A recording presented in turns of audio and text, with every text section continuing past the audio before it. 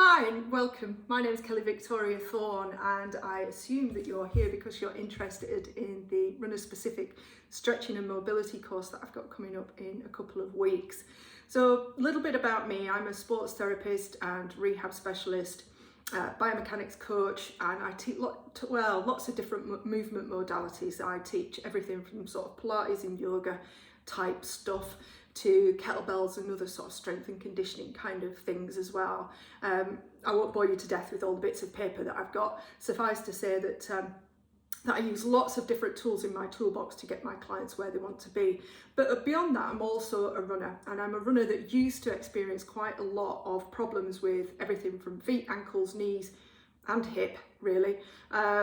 And I couldn't understand it. I couldn't understand why I was getting injured so much. And it took me a long time and a lot of training and a lot of courses and a lot of work and effort to get to the point where I kind of now understand why the body breaks down and what we can do about it. So I think as runners, really we're sort of searching for the Holy Grail, aren't we? We want the reduction in injury risk, and we want the ability to go faster or to increase performance. And stretching's had a bit of a bad name really, but when we talk about stretching, it kind of brings to mind that, you know, you stand on one leg, you grab hold of your ankle behind you and you pull your heel towards your bottom as an example to stretch out your quads. And that's an example of passive stretching. You're using your hands to pull your heel towards your bottom to stretch out the front of your thigh muscles. And that's passive stretching. And that kind of passive stretching has been shown in the research to reduce performance if you do it before you go for a run, and to not be injury protective. So it's almost like we've kind of thrown the baby out of the bathwater a little bit, because passive stretching can develop your flexibility, but only if it's done, I'm going to say the word right, only if it's done right, and also if it's coupled with mobility training as well. So the two go hand in hand. So if you imagine that flexibility is passive and it's the ability of your muscles to lengthen. So like an elastic band, it can either be really easy to lengthen or it can be really stiff and difficult to lengthen. And flexibility is the ability of your muscles, the ease of which your muscles will lengthen. All that's fine. Your mobility, on the other hand, is the range of movement you've got around a joint. So how much movement do you have around a joint that's active, i.e. it's under your control? So there's an element of strength about it, if you like.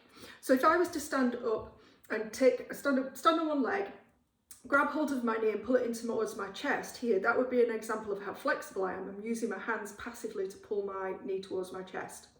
If I let go, does my leg stay there? i.e. have I got the strength and control and the mobility to keep it in the same place, or does it kind of fall away?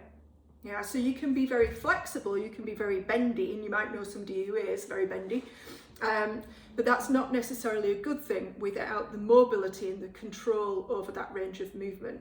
So the two together almost give us like this Goldilocks position. It's just right. You're not too bendy, you're not too loose, you're not too flexible. You've got the strength and stability and the ability, if you like, to control that range of movement. And it's the mobility, if you like, that you need flexibility to have mobility at the end of the day. You can't, if your muscles won't lengthen in order for you to get into the positions you need to increase your mobility, you're knackered, right? So you need both, essentially. So you need both the passive stuff and the active stuff. And that's really why for some of us, you might have been stretching your hamstrings for the last 23 years passively and not got anywhere. And that's because if your brain doesn't think that you are capable of controlling that movement or that length, it won't allow you to go there. So you might get some increase in your length of your hamstrings when you do passive hamstring stretching, but it will be short term.